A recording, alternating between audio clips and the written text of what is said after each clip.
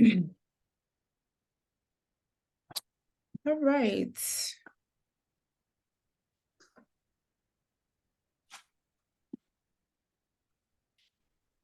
Good afternoon, everyone. My name is Anna Hearne, and I am very excited to welcome you to the Virtual Artist Talk for Chukes. We are so excited to have represented Chukes for so many years. As an art historian, he is one of the first artists I had an opportunity to write about, and I'm really excited to welcome him here today to talk about his work. Just a brief biography about Chukes. Let me share. Chukes is a professional artist and has been for more than 40 years. He works in clay, oil, and mixed media. He has had 30 plus solo exhibitions and 60 group shows in galleries and museums throughout the United States and abroad. Currently, Chukes is represented by 3 major galleries. His work is included in the private collections of George Clinton, Thelma Harris, Bernard and Shirley Kinsey, as well as notable others. His work has appeared in many galleries around the world, from the Boribana Museum in Senegal, West Africa, to our very own Hearne Fine Art in Little Rock, Arkansas, to the Skirball Cultural Center in Los Angeles. His work has also been featured in numerous publications, including the Oprah Magazine, Ebony, Essence, Valentine New York, and Ciel Paper in London. He has appeared in several films and video documentaries dedicated to education and art in African American history. Chukes' formal education includes a BFA in sculpture and ceramics from California College of Arts and Crafts and an MFA in sculpture from Claremont Graduate University. He is now living and creating in Southern California, where he is joining us. So without further ado, I would definitely like to welcome, adding the spotlight to Chukes. Thank you so much for joining us today. How are you? I'm fine, Anna. Thank you. Thank you for the introductory. I mean, I kind of find it hard to believe that in this short life I've accomplished some of those goals. But yeah, I'm honored to be here and very honored to be represented by Hearne Fine Art. I consider the gallery my family, something I've always wanted with a gallery, to have a family environment where I know my work is going to be represented at the highest, and people are going to appreciate what I have to say and what I have to offer in the art world. So thank you for allowing me to the opportunity to do that.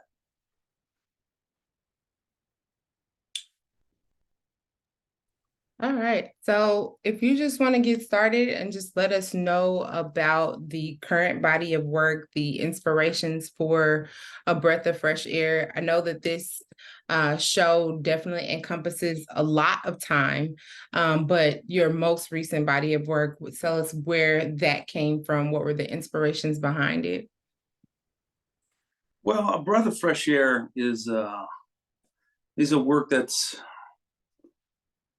I mean, when you're confined, which I was confined because of the quarantine of COVID, and you know, there's a couple of ways to look at it. I mean, a lot of people were cut off from their daily lives and the structure that I guess life brings them. For me, I'm an isolated person. I think you have to be that way as an artist. So it wasn't really anything new for me, because once I go into my studio, I'm in my own world. But it did get an opportunity to reflect on what's happening and what was happening and how people were reacting to this horrific event in our life. And we're still going through that right now. But for me as an artist, I wanted to utilize this time to reflect on the beauty that still exists in this earth. And for me to go into my studio and create that beauty and come out of all of this chaos that COVID caused, I wanted to show that there's still a love and there's still hope for beauty on the earth. And that's what this work is representative of. So throughout this body of work, and I'll go ahead and bring up the website, we can talk about some specific pieces if you'd like. I still see the reverence for women, the attention to the female form. Can you talk about your work with that form and with women? Well, women have always been played a major role in my creative process, and once again, I mean, I have to refer back to my mother. I mean, she has been my from the my youngest from birthing me, my sole inspiration as far as life, you know, uh, as far as the gift of life that life brings you, and the creativity comes from my mother recognizing me as an artist. I tell everyone my mother she called me Michelangelo before I even knew who Michelangelo was. I mean, uh, she just knew there was something about me that was creative. And I have brothers, and they were all creative in their own way, but none of them are artists the way I am. Um, but my mother was just amazing as far as nurturing all of us and guiding us in the direction to go down the path that we've gone in our lives. And me and all my brothers are very successful in what it is that we do.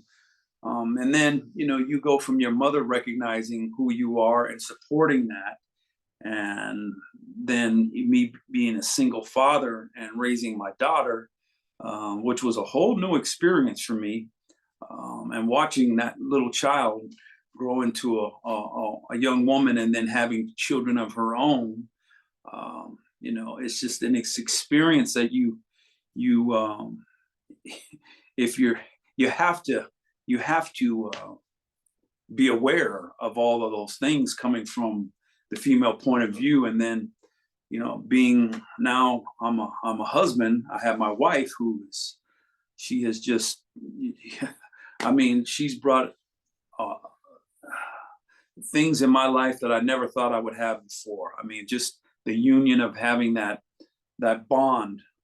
I don't think of my wife as my wife. I think of her as just a part of myself. I mean, a good friend said once, and I think this is the most beautiful way to put it, that we're just the same person.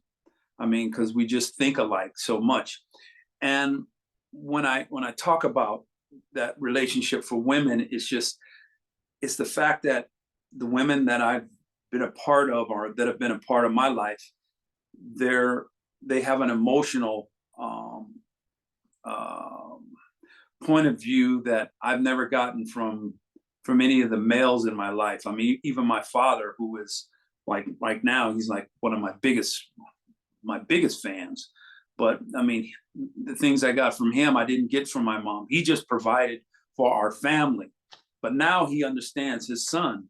So, it's a different dynamic. But just that love I've had for women as far as opening up and showing their emotion and saying it's okay to show your emotion, because without it, you wouldn't see what I'm creating. I mean, I'm creating that emotion I've gotten from women. So it's a beautiful thing.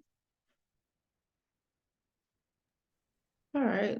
Thank you very much for that perspective. I'm going to bring up some pieces, some of my favorite pieces in the show. We can definitely talk about some of yours as well. But I definitely love this one for the hands and the color. Can you talk about your technique and what you discovered with this piece?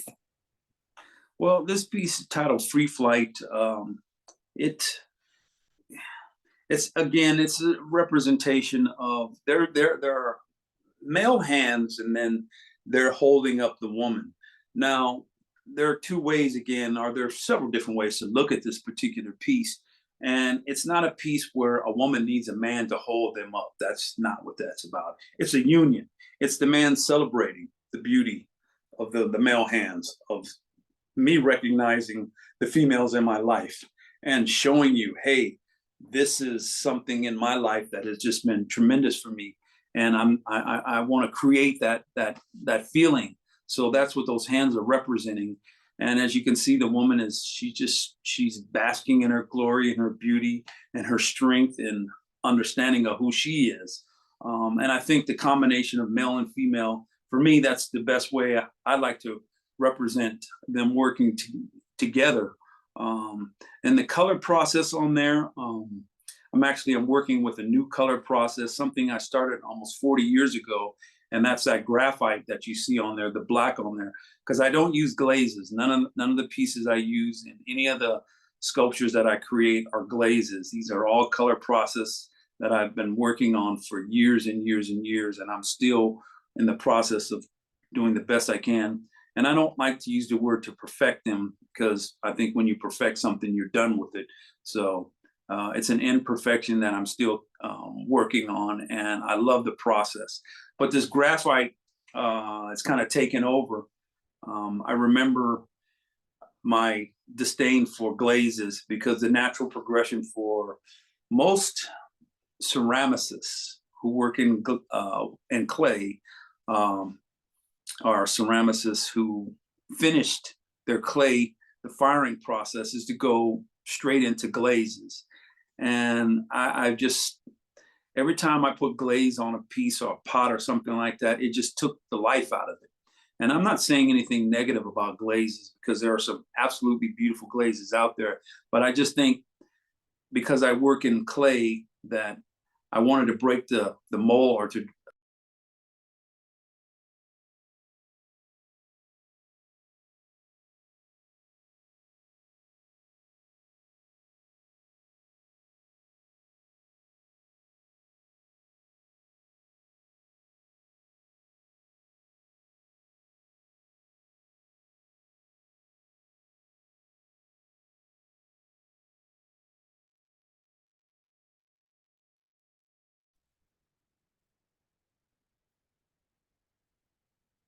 Hold on, I think we might have lost them. So Chukes, you're muted.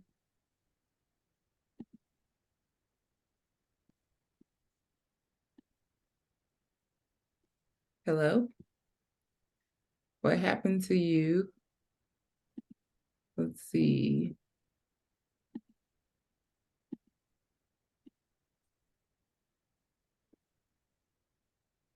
We might have an internet issue. Give us 1 second. What happened to him?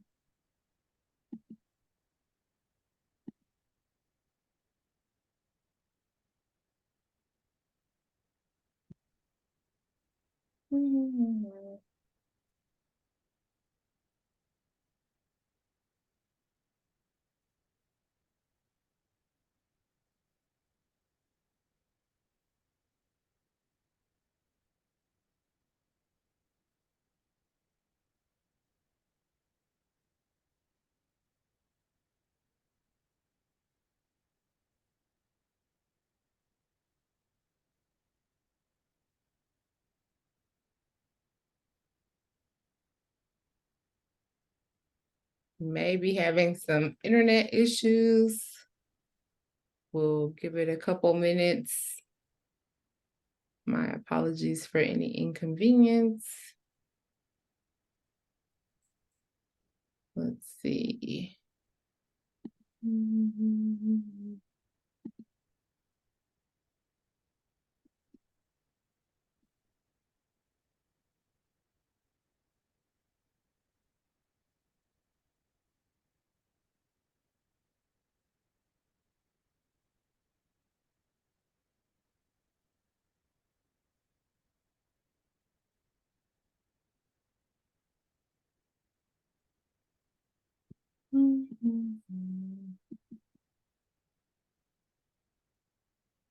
Okay. He left the room. Hopefully he will be back.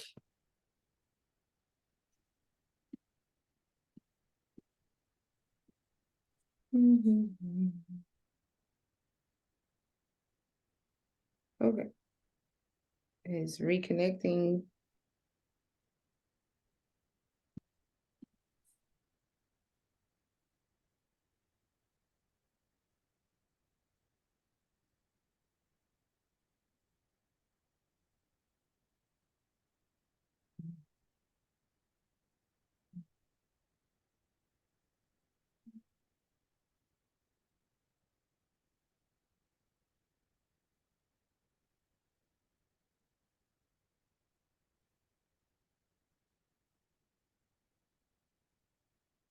Okay, he's relocating and will join us here shortly. Thank you so much for your patience. Zoom. I'll go ahead and share my screen. You were finishing up talking about your technique with this specific process right here. And I didn't know if you finished your comments about the piece. Yeah, we were discussing free flight before Zoom decided to zoom out on us. Yeah, well, free flight it's a new work, and it's a piece that I did during the pandemic. It's it, the title, just free flight, it's a light title. It's a celebration. Um, I believe I was listening to a group or a song titled Free Flight while I was creating this piece. And I just thought it was fitting for the work, because if you look at the hands, it almost looks like the woman is about to go into flight. But as I was saying before that, I'm working on this graphite, and that's the dark work on there, the dark coloration on there, which just comes from a graphite pencil. And it's a very time consuming, meditating process. So being locked in and confined, and also allowed me to work on different techniques as well. So that's, in a nutshell, what free flight represents. All right, let's move on to this particular piece right here. The reason why I want to talk about Funky Woman is because it is one of few pieces that has a date range on it. Can you talk about the 8-year journey with Funky Woman? Yeah, well, actually, Funky Woman was based on a friend of mine who's a very well-known actress, and she sent me this picture of her, and her hair was just way, way, way out there, really wild, and that image just stayed in my head. It stayed in my head, and I thought it was a great representation of who she was, because she's like, when you change one style of yourself, it's almost like you become a different person. And I just saw this wild flow of hair in here, and I wanted to represent that freedom of that particular piece. And once again, it's like, I know, I'm always listening to music again. I mean, and I listen to all kinds of music. I think you've seen my record collection that's in my studio. I mean, I have over 20,000 albums, so I can pick and choose whatever I want to use. So I think I was probably listening to some really way out stuff during that time too, which probably helped me open up my mind even more as far as getting involved in this piece. But from an 8-year old, from a piece that's 8 years old, people are probably wondering, why did I include this into the work that's, for a breath of fresh air. And then once again, it goes back to my color process, because this piece was actually blue, was actually a blue hue, before I rediscovered the graphite process. And I thought, I love the blue on the piece, but it didn't show the definition of the hair. You saw the hair obviously, but once I added this color to it, which I was doing during the pandemic, it just brought this whole piece to a whole new dimension. So that's why I've included some older pieces in this new show, but those pieces arose from the pandemic.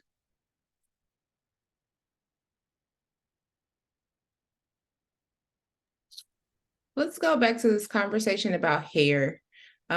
You're always so intentional to include it in some form or fashion, either in the literal sense of the form of hair, or as leaves or as hands. Can you talk about your relationship with hair and how it comes to develop on these pieces? Well, for me, hair is a symbolization of freedom. Um, I mean, there's so much emphasis put on hair. not so much for males, but mainly for females. I think when I began to really notice how much emphasis was put on hair is when my wife decided to go bald. She just cut all her hair off. And she asked me, she says, I'm ready to cut my hair off. And I'm like, and she says, well, would you do that for me? And I'm like, yeah, I was honored. And I got the razor and I just cut off all her hair. And so I'm seeing this hair drop on the floor. And I asked her, I said, well, what do you want to do with it? And she just picked it up and threw it in the trash. It's like, and that was it. And so that was a very profound, powerful moment, because I realized at that point how beautiful my wife, although I mean, even with hair, I saw another dimension of my wife, to let that go. And for a lot of women, that's a very hard thing to do. Um, Hair, I mean, when I first moved to Los Angeles, I left San Jose and I showed up at my cousin's house at like 3 o'clock in the morning. I left abruptly. And my cousin does hair. And I would watch as she did this hair for all these women that would come into her salon. And it was like watching another artist create, because it took her forever to do the women's hair, but other women kept coming back to my cousin because she took her time and she did such an incredible job. And I would see all these different hairdos and stuff. And so as an observant person, that kind of that kind of vision stays with you. And then also it also stayed in with me because I seen these women doing all these different things to their hair. And not only just the different things that they were doing to their hair, they were like, how am I going to take care of this? How do I sleep? What do I put in my hair, to keep it like this? I mean, it was a whole different psychology of just dealing with hair in general. And then for myself as an artist, I mean, I remember when I first decided to lock up, I was very rebellious. I just stopped combing my hair in general.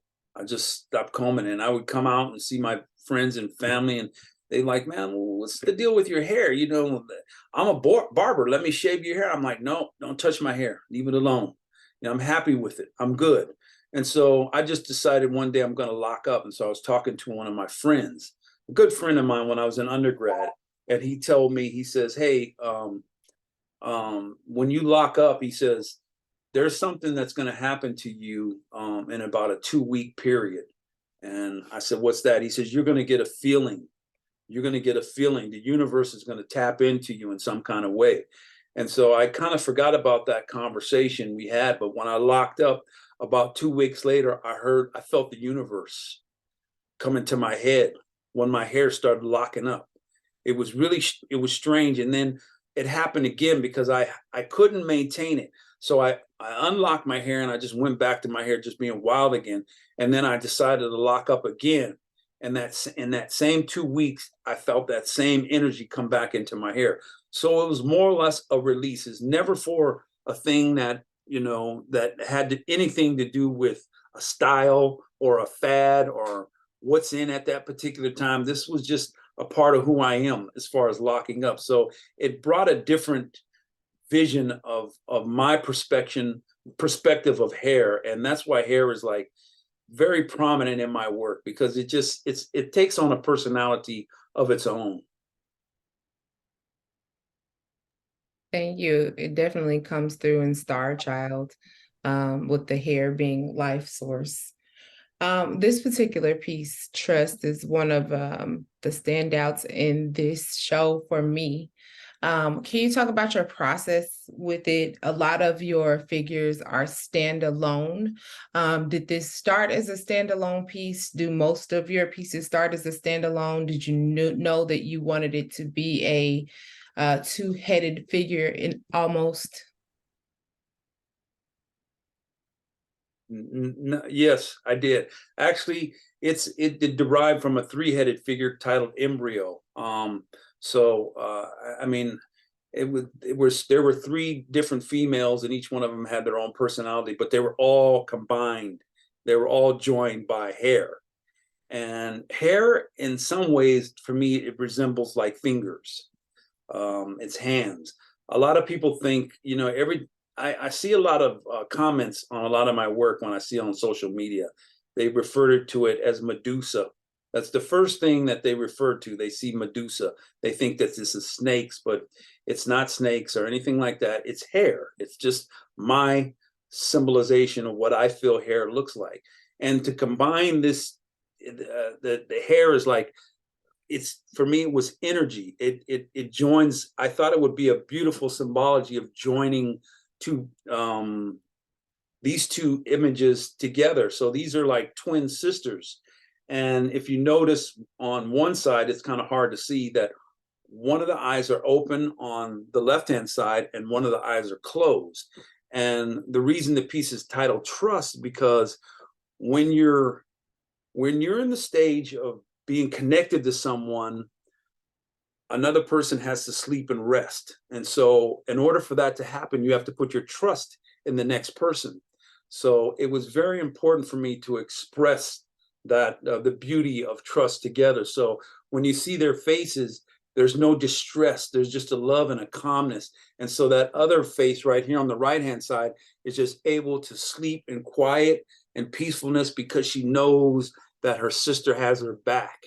So there's a lot of symbology that goes into the joining of hair and the joining of these two people, two figures together. And the hair is the symbol that locks that together. Thank you. Thank you. Well, I also want to ask about this particular piece, Uncut. I know that you tend to put a lot of detail in the face, the lips, and the different things. And of course, with the title being Uncut, I see that you went a different direction. Can you talk about the inspiration? How hard was it not to carve out the details?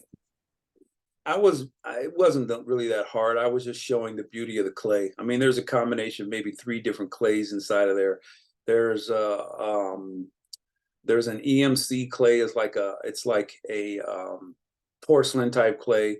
And then there's a Joel Solday clay that I use for sculpture. And then the darker clay is a basalt clay. It's titled B3, but the original name was named after Cassius Clay. Muhammad Ali is called Cassius Basalt.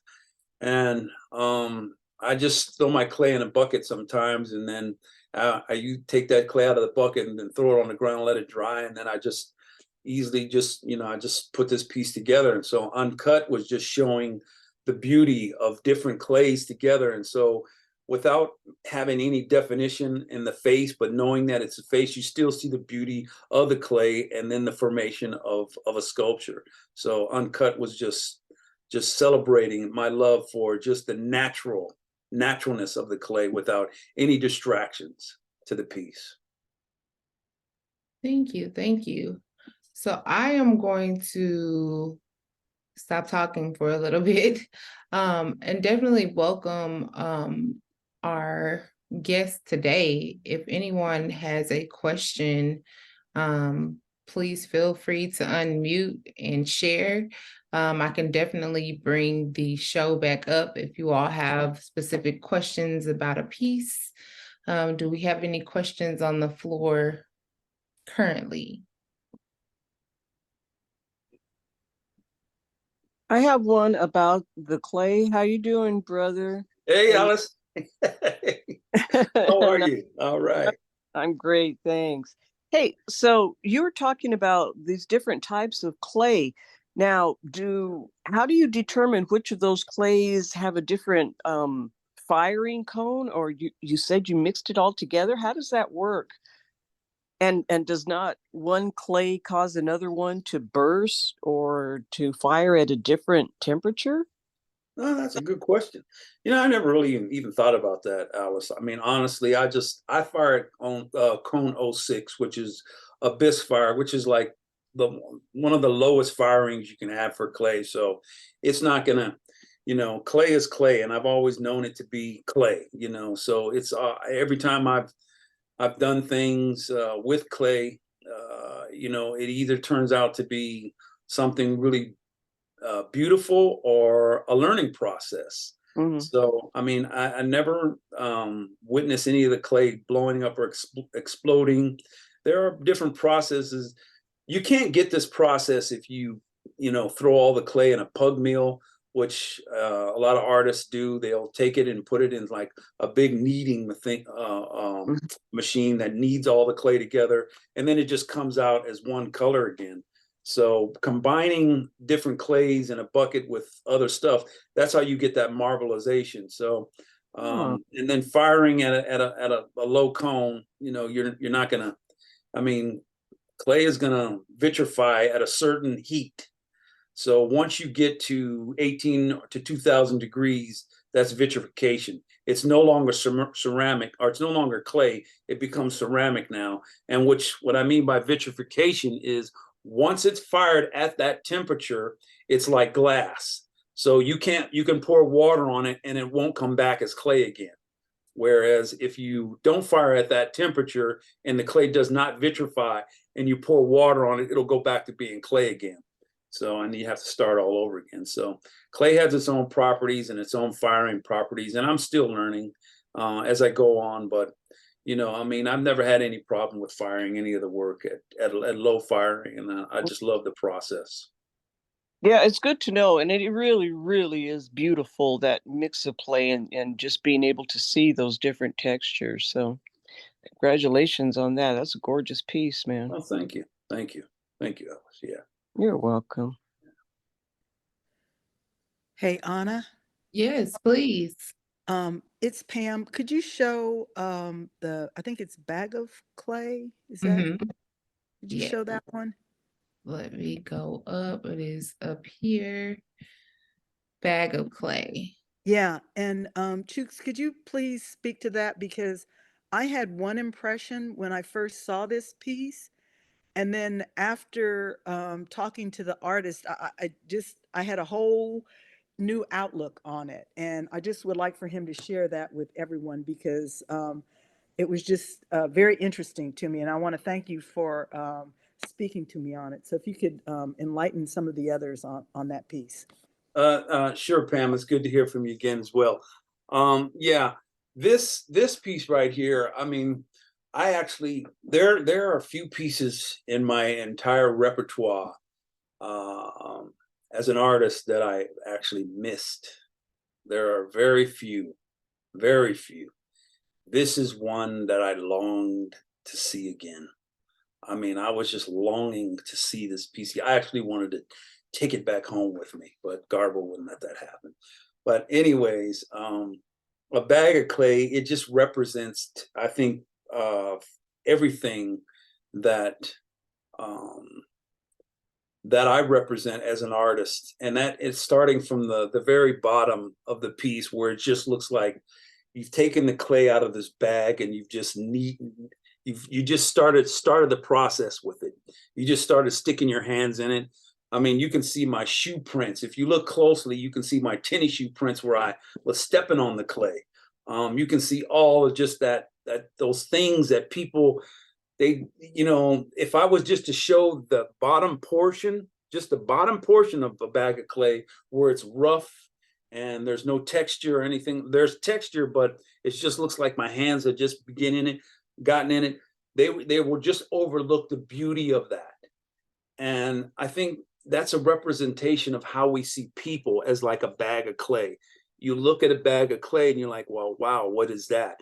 But it isn't until you start to create with that bag of clay and you make something out of it, then you see the beauty that's inside of that person.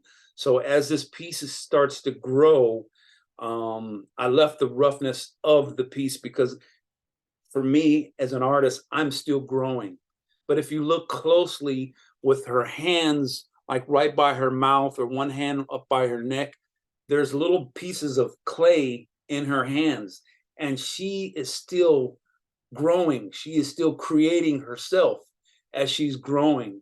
And so that bag of clay is a symbol of who I am. I'm still growing and finding myself, but just the beauty and the movement and showing that defined and then undefined and all of the aspects of us as humans, where sometimes we don't really look at ourselves and see that, we're still in the process of growing. This piece really represents all of that for me. Thank you. You're welcome. Any other questions from the floor? Yes, hi, I have a question, yes. Please. Yes. Hi, Chukes, thank you. The pieces behind you, and I saw some pieces on your site called Africans Only. The mirrored piece, can you talk about that, please? Well, these are pieces from my book, Identity Theft. Yes. And Africans Only is a piece that I wanted to create, and I actually did this piece for the children. We're dealing at a time when our history is being wiped off the face of the map, and those are by entities that don't want us to know who we are. There's a word that's being used where you're at titled indoctrination. And it's a very hypocritical word because this country and this United States was built off of indoctrination. And to use that word to say that you don't want to teach anyone about your history is wrong.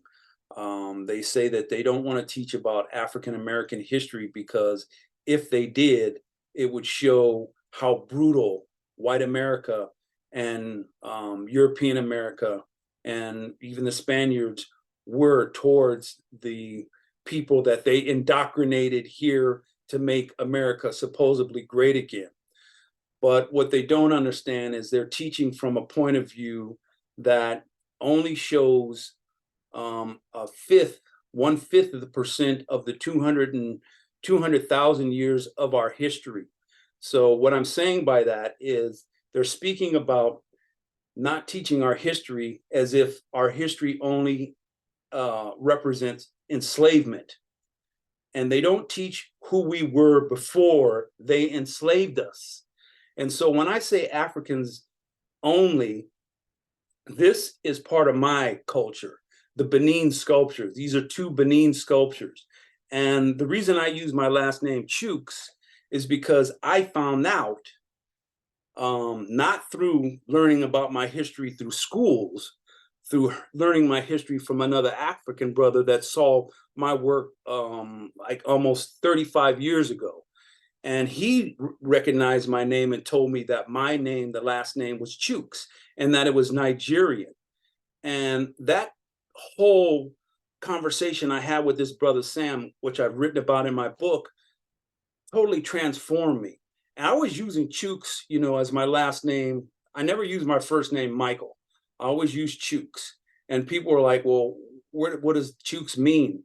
And I couldn't say, 35 years ago because I didn't know. But now I know that it's Igbo. I'm part of the Nigerian tribe. I mean, I could go back to the Nok people, to the Yoruba people, to the Benin people, to the Ife people. I mean, I can go all the way back. I've traced my history. So when I talk about these 2 Benin pieces as Africans only, the beauty I see when I see little children go up and they look at themselves and they see these 2 pieces and they see themselves, they're like, wow, these are African pieces. But I look at myself in the mirror and I see myself as a king or a queen. So when you first brought us to America, I say king and queen of America, they said they wanted to get away from the British royalty. Well, you brought royalty to America. You brought it there. We were the first kings and queens that you brought to America.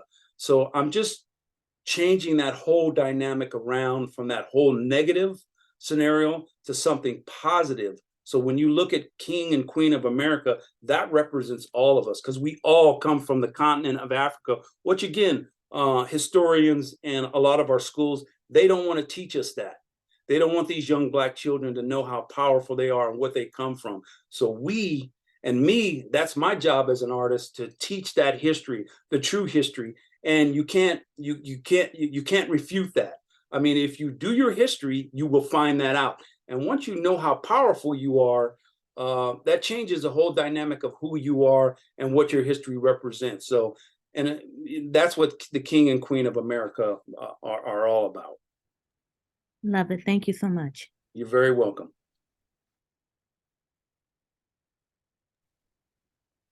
Any other questions from the floor?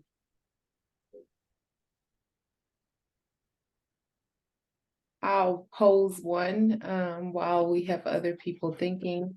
From this new body of work, was anything particularly challenging or rewarding to complete? No, Anna, there really wasn't anything challenging. The reward was just in seeing all of the work just come to life.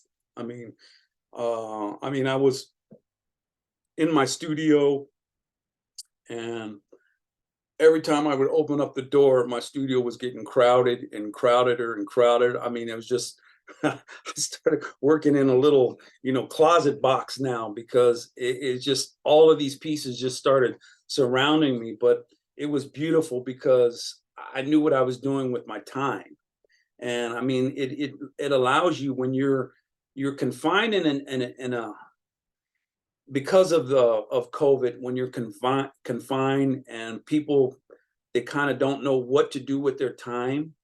I wanted to do something with this time that represented the time that I was in, and it's no different than what I'm doing now. But the reflection of that was more profound, because when you come out of this, or as we started to come out of this turmoil in life, we lost family members, we lost friends. I mean, we lost a lot of people. I mean, I lost family members, I lost friends, I lost, there was a lot of loss. And, for me, that's why art is so powerful and so beautiful, because you can use the art as a tool to represent some of the things in life that are tragic, but you can also use it as a tool that represents the things that are in life that are beautiful and that give you hope. And that's one of the things that I want to do as an artist, because I want to just show the love I have for myself, the love I have for humanity, the love I have for the gifts that I've been given, and the ability to show that with the world. I mean, that's what makes, this breath of fresh air such a powerful show for me. And I really can't think of a better way to end this talk with your last comment. If we don't have any other questions from the audience, I'd like to personally welcome everyone to make sure you drop by the galleries at 1001 Wright Avenue in Little Rock, Arkansas, or see the show online at www.hearnefineart.com. Every piece can be inquired about individually, or we can provide a full price list. Chukes, thank you so much again for sharing your artistry with us. And if you don't have anything else, I'd just like to bid everybody a good afternoon and a happy Thanksgiving break. Well, thank you, Anna. Thank you. I'm happy to be here. I'm happy to share my thoughts with your audience. And please go see the work. Go see the work. Go support the gallery. And thank you, Garbo and Dr. Hearne. Thank you very much for allowing me the opportunity to show my work in your incredible gallery. Thank you. All right, everyone, please have a safe rest of your Sunday and a wonderful Thanksgiving holiday. We hope to see you, of course, in the galleries when we're open. And thank you again. Have a wonderful evening.